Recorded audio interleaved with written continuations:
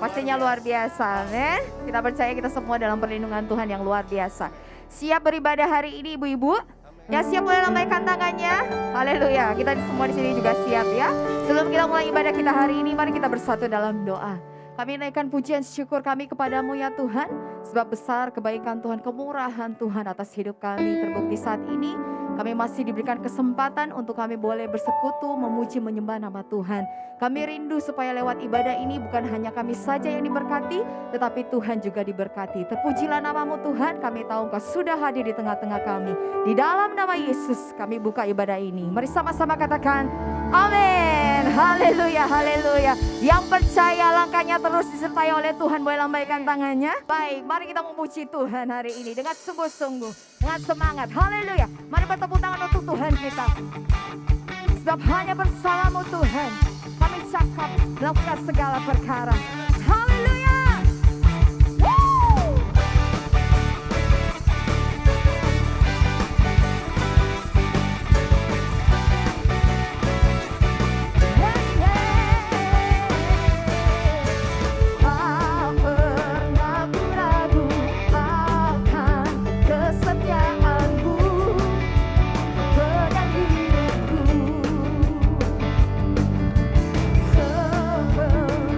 Jiwa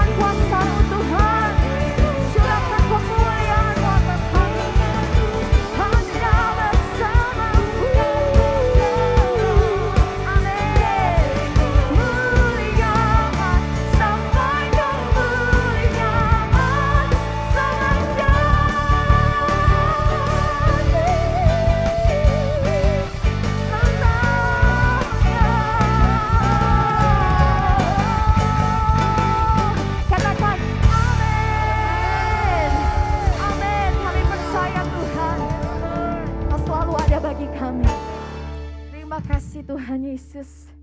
Musim boleh berganti, tapi kasih setia Tuhan tak pernah berubah. Dahulu, sekarang, sampai selama-lamanya.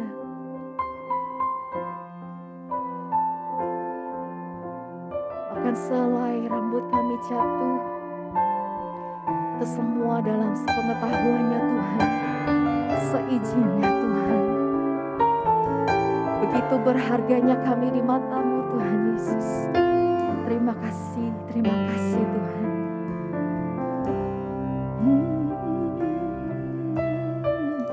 Musim akan selalu berganti, kasih Tuhan tetap abadi,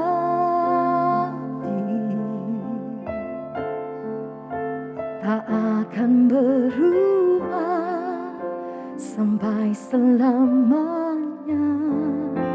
Ku tetap percaya, ku yakin Tuhan memberkati, ku yakin Tuhan melindungi.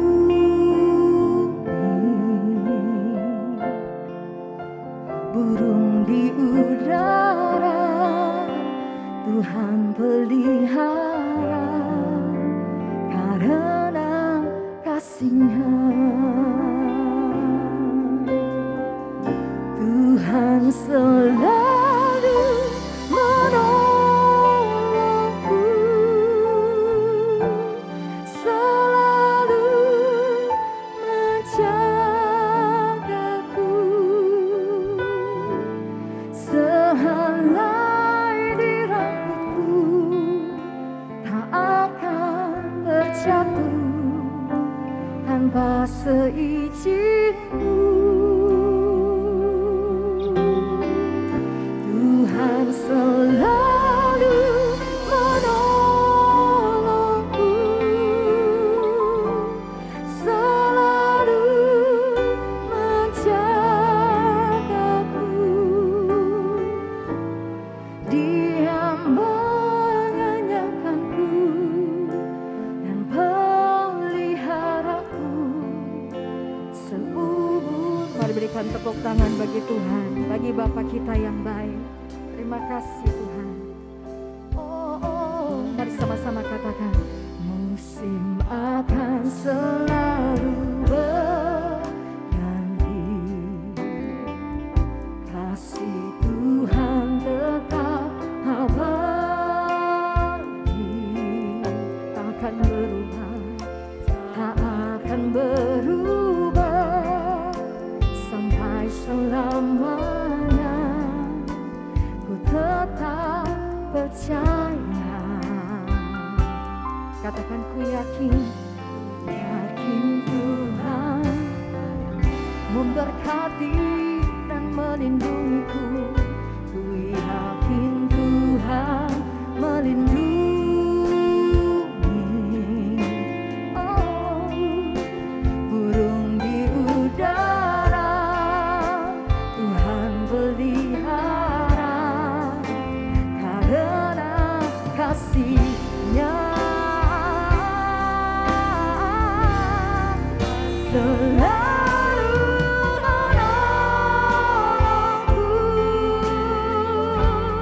selalu menjagaku, sehelai di rambutku tak akan terjatuh tanpa seizin-Mu.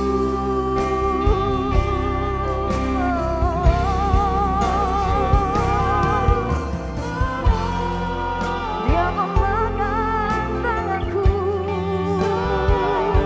Dia selalu ada.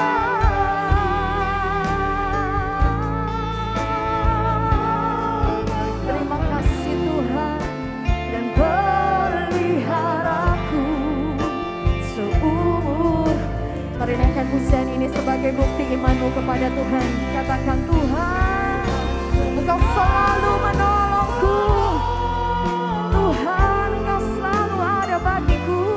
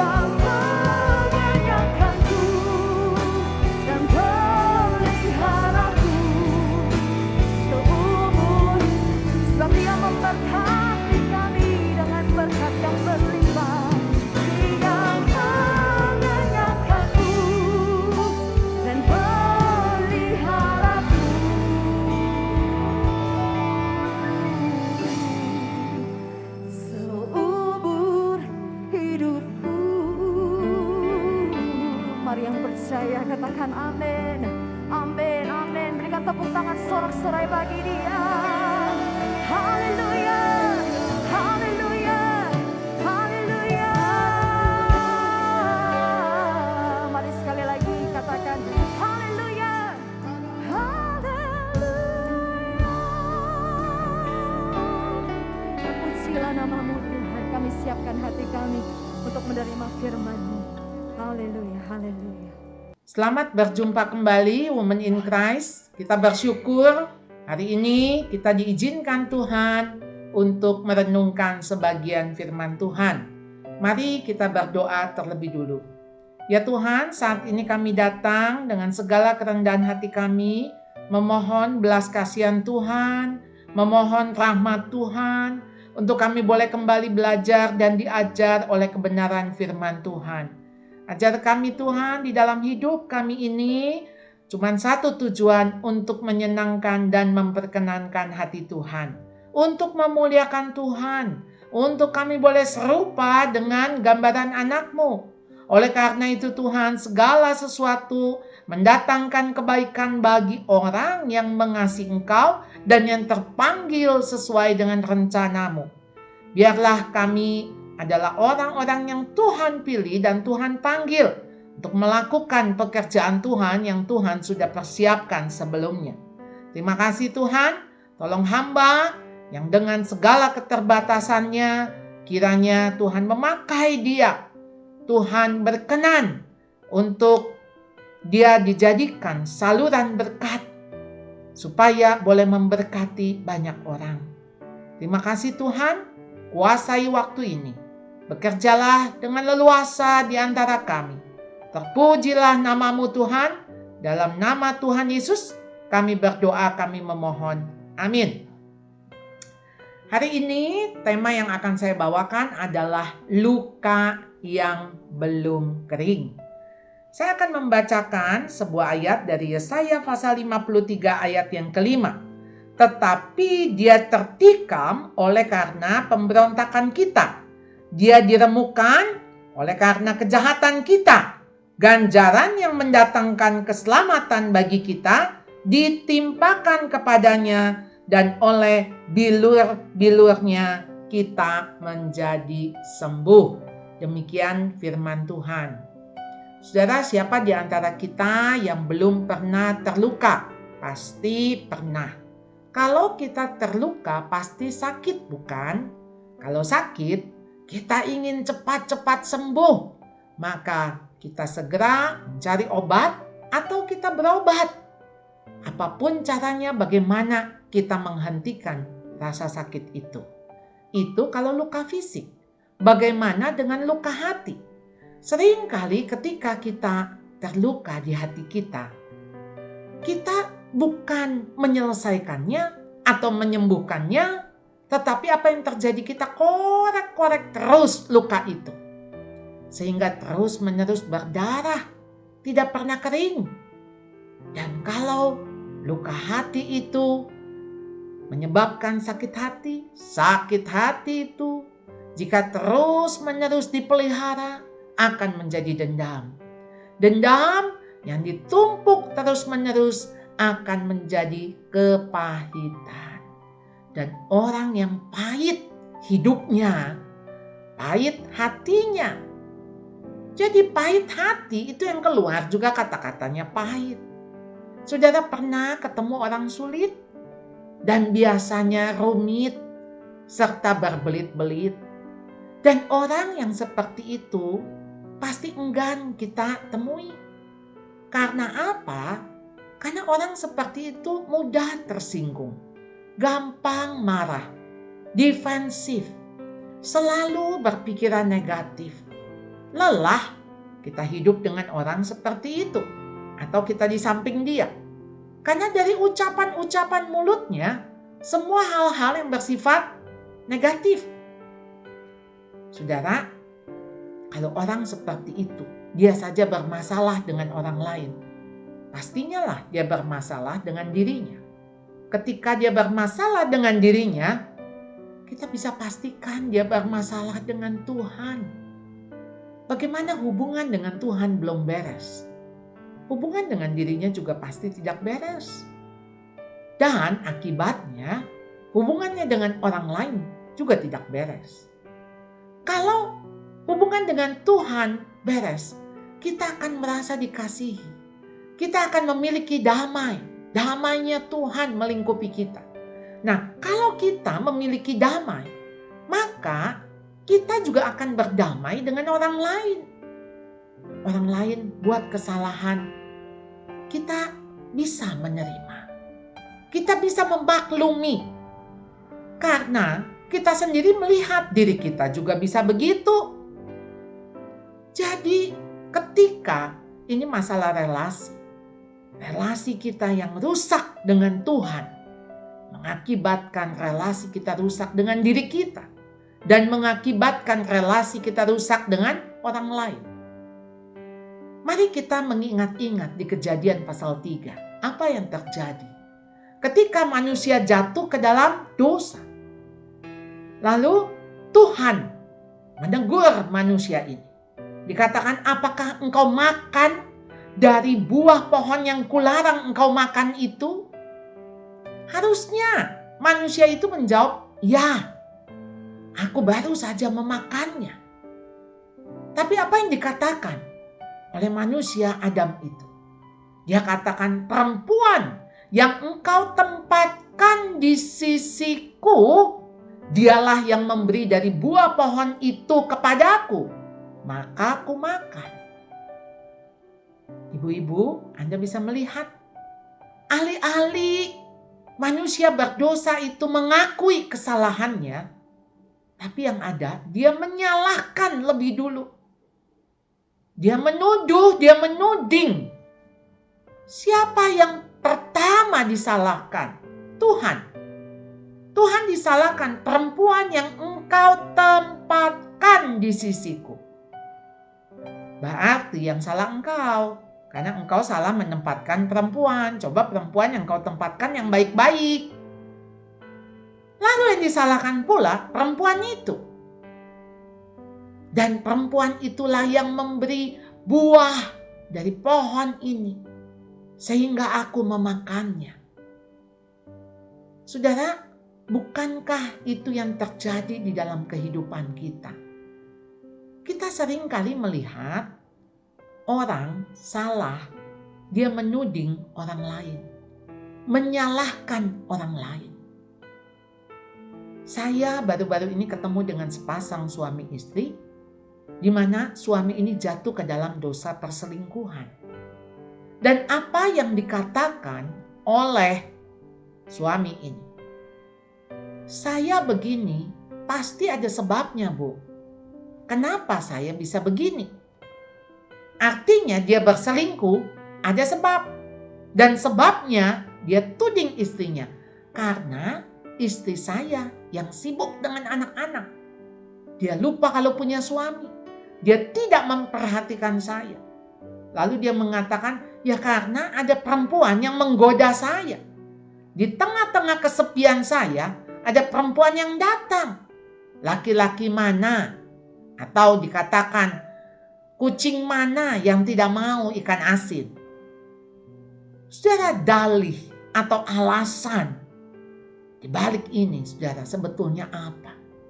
Ketika manusia itu egois, hanya mementingkan dirinya sendiri. Ketika dia melakukan, dia menuding, ini gara-gara orang lain. Gara-gara dia saya begini. Kalau dia nggak begitu kan saya nggak begini. Saudara, harusnya kita bertanggung jawab terhadap apa yang kita lakukan. Kita sudah berdosa. Akui dosa kita. Tapi itulah yang terjadi. Ketika kita ada rasa bersalah dalam diri kita. Yang ada kita tutupi rasa bersalah itu dengan cari kambing hitam. Dengan cari orang yang bisa kita salahkan. Itu bagian dari defense mechanism. Jadi kalau akibat dosa ini begitu parahnya, maka kita lihat kerusakan hubungan kita dengan Tuhan, maka rusak pula hubungan kita dengan diri kita. Rusak pula hubungan kita dengan sesama. Jadi akibat daripada dosa itu yang membuat kita ini memang manusia yang naturnya juga berdosa.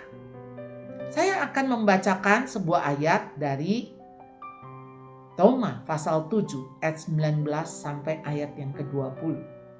Sebab bukan apa yang aku kehendaki yaitu yang baik yang aku perbuat, melainkan apa yang tidak aku kehendaki yaitu yang jahat yang aku perbuat. Jadi jika aku berbuat apa yang tidak aku kehendaki, maka bukan lagi aku yang memperbuatnya, tetapi dosa yang diam di dalam aku. Jadi kita ini manusia yang memiliki natur dosa. Apa yang dikatakan oleh pemazmur di dalam Mazmur 51 ayatnya yang ke-7. Dikatakan di dalam kesalahan aku dikandung ibuku. Di dalam dosa aku dilahirkan.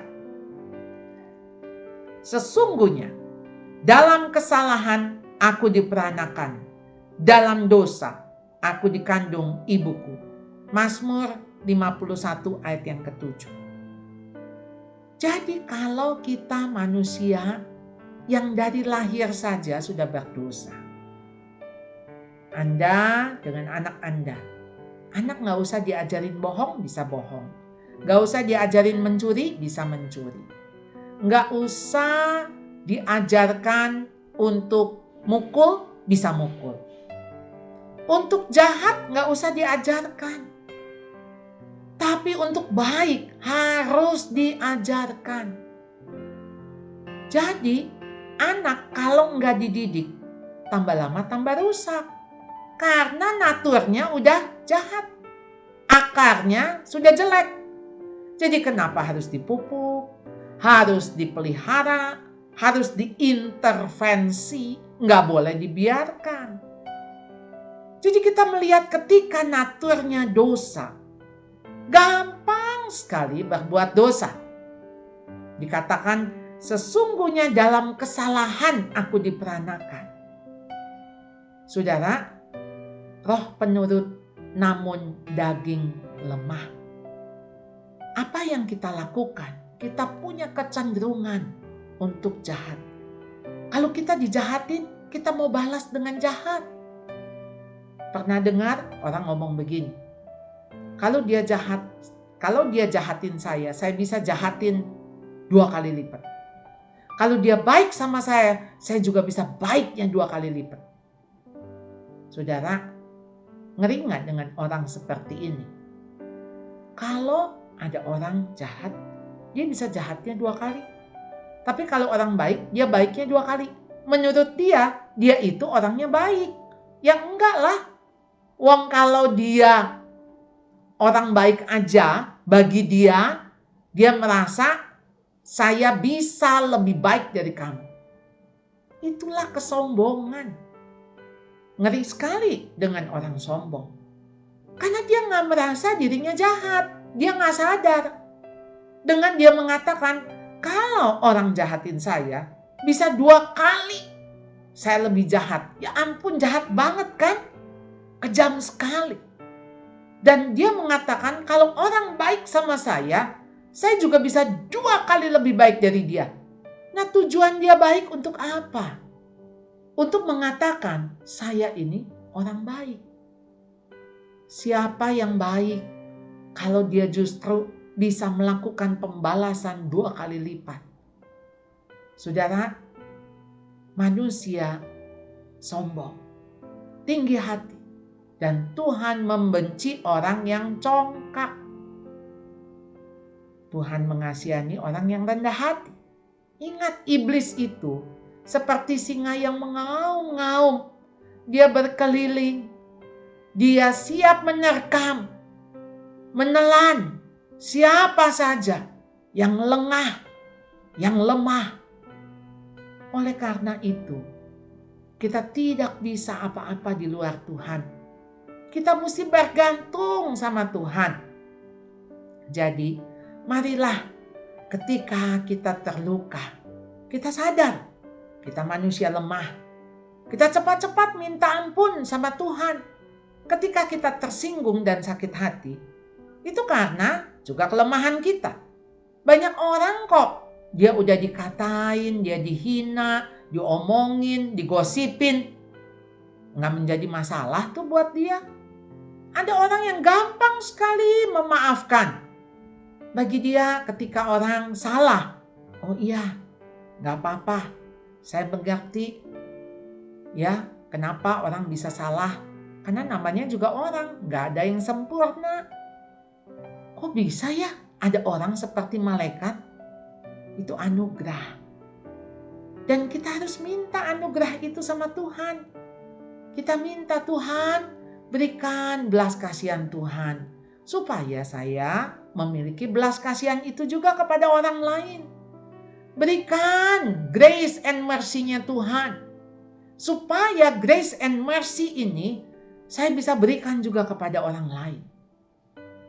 Janganlah engkau menjauhkan diri dari kasih karunia Allah.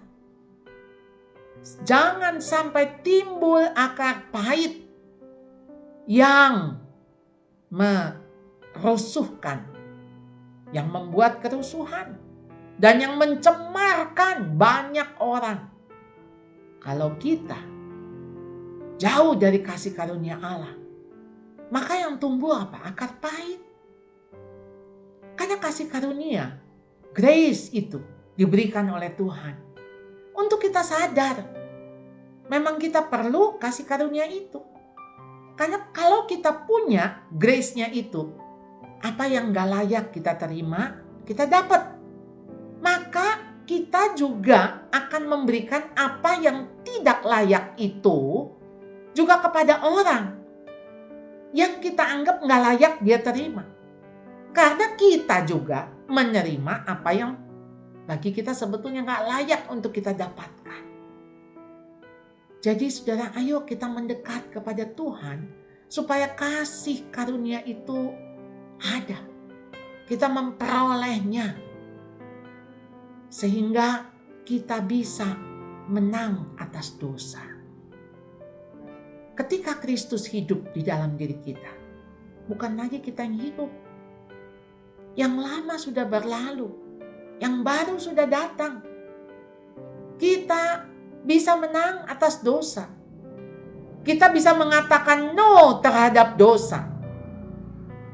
Oleh karena itu, ketika kita dekat dengan Tuhan, maka kita dapat kasih karunia-Nya. Tapi kalau kita jauh dari Tuhan, jangan-jangan dosa kita sedang genggam erat. Dengan siapa kita melekat? Kalau bukan dengan Tuhan kita mendekat. Mari saudara, justru di dalam kekuatanlah Tuhan, kuasa Tuhan sempurna. Karena kita lemah.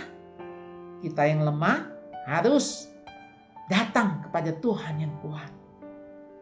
Dan ketika kita sebagai orang berdosa, yang mudah sekali hancur, kita mudah sekali terluka, karena kita lemah, maka di sini kita sadar, kita siapa di hadapan Tuhan.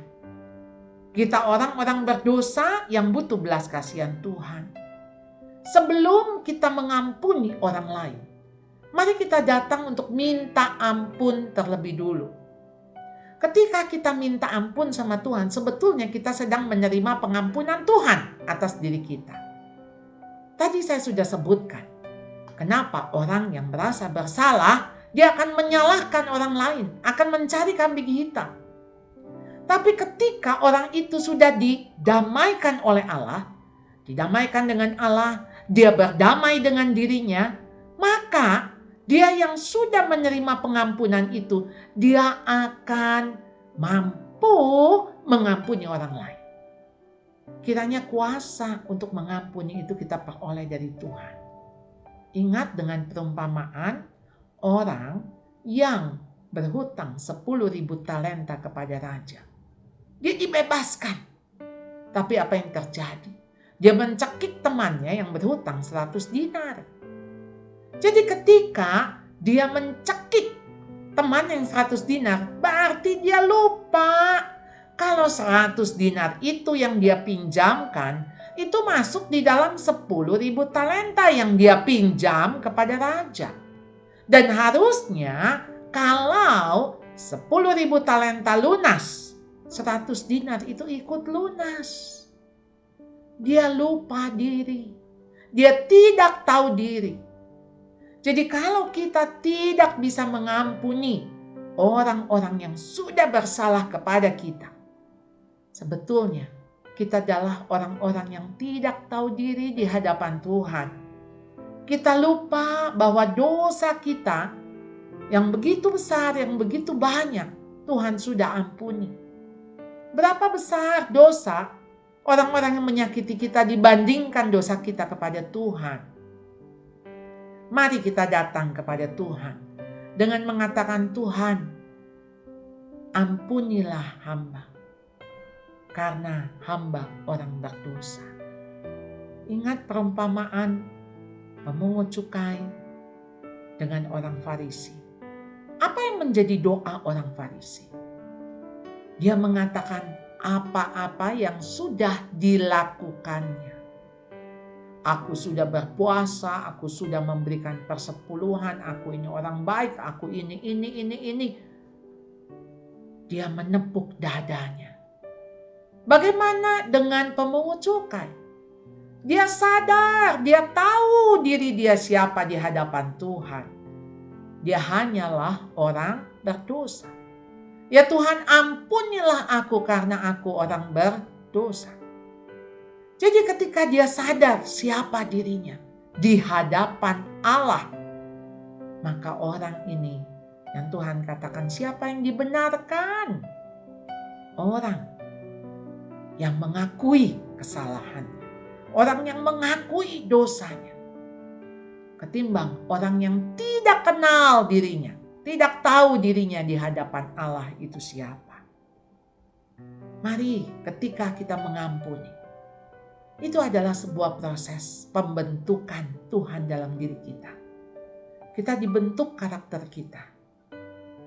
Saudara, maukah kita melihat orang yang sudah menyakiti kita itu sebagai alat yang Tuhan pakai untuk memproses hidup kita.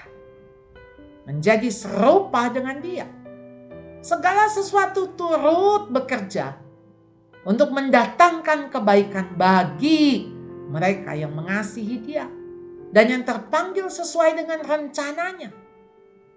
Roma 8 ayat 28. Dan diikuti dengan Roma 8 ayat 29. Karena semua orang yang sudah dipilih dipanggilnya itu ada tujuan Tuhan.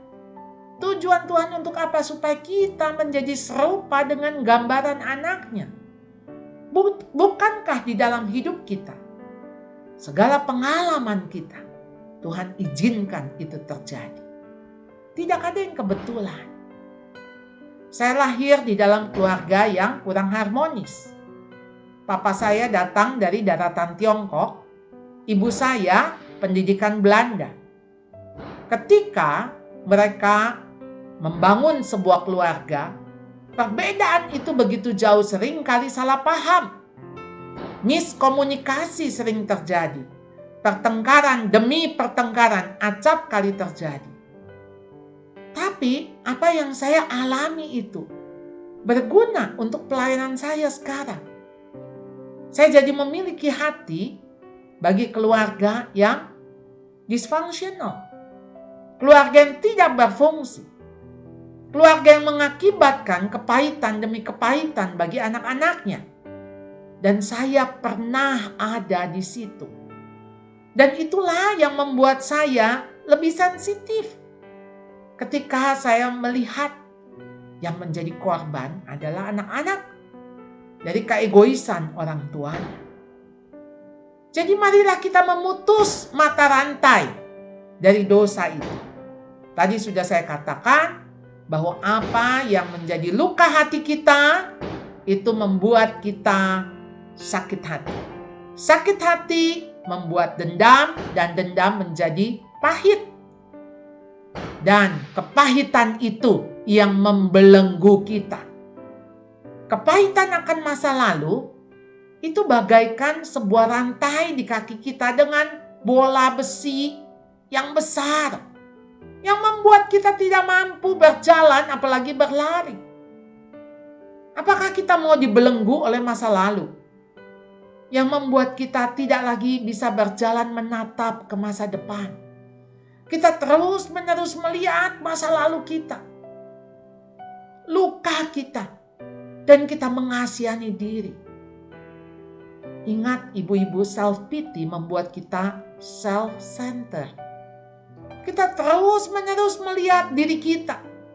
Mengasihani diri kita. Dan sudah pasti ketika kita mengasihani diri, tidak mungkin kita punya belas kasihan kepada orang lain. Mari, kita harus selesai dengan diri kita. Baru Tuhan bisa pakai kita untuk pelayanan. Kalau kita sembuh, kita akan disembuhkan. Hurt people. Orang yang terluka melukai orang lain. Saudara, ada satu kalimat yang sangat baik sekali yang menolong kita untuk lebih memahami kenapa orang yang terluka melukai orang lain. If you never heal from what hurt you, you will bleed on people who didn't cut you. Jika engkau tidak pernah sembuh dari apa yang melukaimu, maka darah yang menetes akan menodai orang-orang yang tidak menyakitimu. Bukankah ketika Anda sebagai suami istri bertengkar, ibu-ibu gak bisa balas suaminya, siapa yang jadi sasaran? Anaknya. Gak bisa bertengkar dengan suami, anak yang diomelin. Anak lagi main, kita katakan, kenapa gak belajar? Kamu tuh bikin mama susah, bikin mama kesel. Padahal mamanya lagi jengkel dengan papanya. Saudara, bukankah itu yang terjadi? Kepahitan itu ditularkan. Kepahitan itu kita wariskan. Ketika mama saya juga mengatakan, jangan pernah kawin dengan Cina Toto. Itu yang dikatakan mama saya. Tapi untung Tuhan menyembuhkan saya. Saya masuk dari sekolah minggu, remaja pemuda di sebuah gereja Tionghoa. Di mana saya melihat orang-orang yang memiliki latar belakang yang sama dengan ayah saya. Dan di sini Tuhan memproses saya. Tuhan mengatakan bahwa semua manusia sama, manusia berdosa yang butuh kasih karunia Allah. Oleh karena itu, kita jangan menjauhkan diri dari kasih karunia Allah. Dan kita yang sudah berdosa ini, kita sudah ditebus oleh Allah. Kita sudah dibebaskan. Mari saudara, kita akan membaca dari 1 Petrus pasal yang kedua ayat yang ke-21.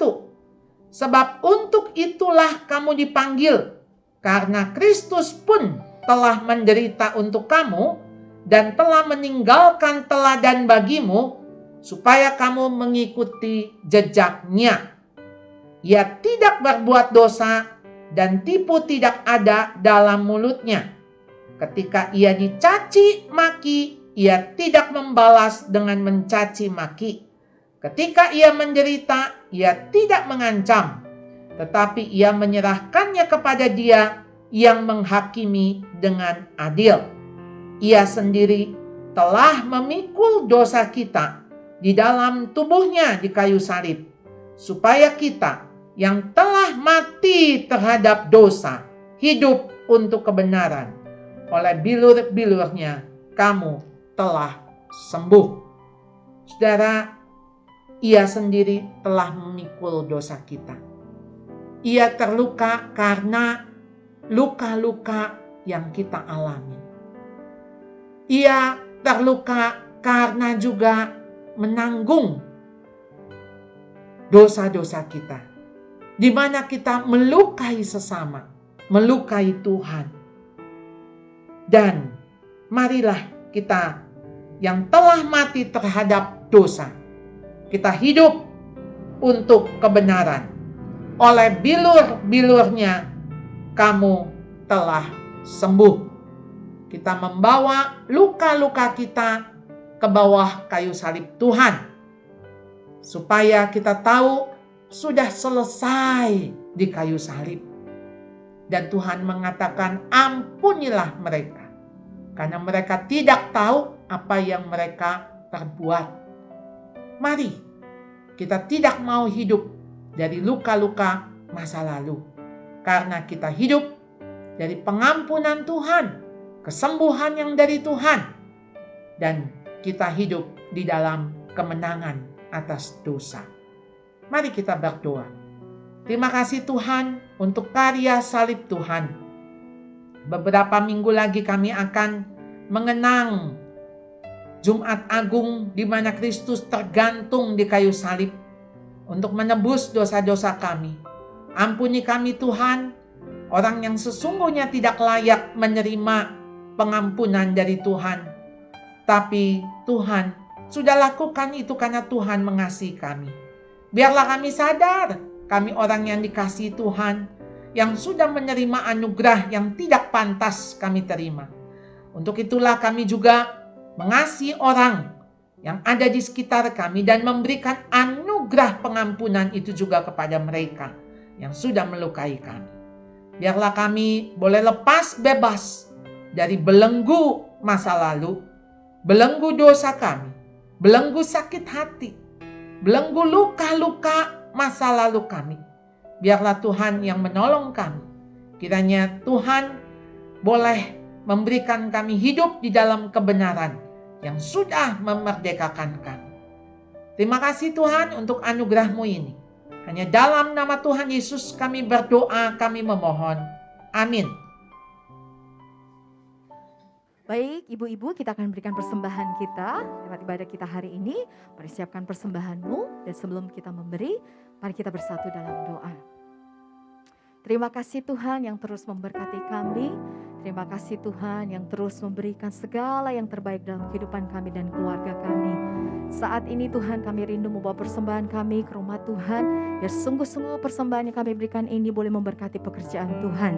Berkati setiap tangan-tangan yang mengelolanya Tuhan, berikan hikmat, kebijaksanaan, takut akan Tuhan, supaya sungguh-sungguh persembahan ini boleh memberikan sesuatu yang baik untuk pekerjaan Tuhan di rumah Tuhan. Dan berkati setiap kami yang memberi Tuhan, khususnya kami sebagai ibu-ibu rumah tangga, berikan kami hati yang bijaksana, supaya kami juga boleh menjadi pokok anggur yang manis di dalam keluarga kami, menjadi penopang bagi suami-suami kami.